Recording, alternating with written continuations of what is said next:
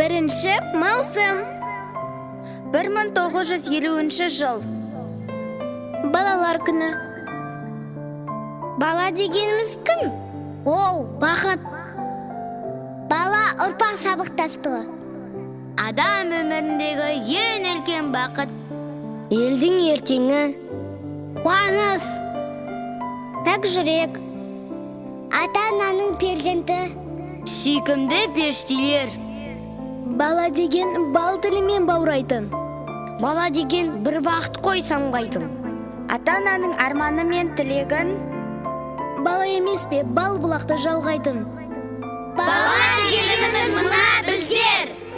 Бірінші маусым балалар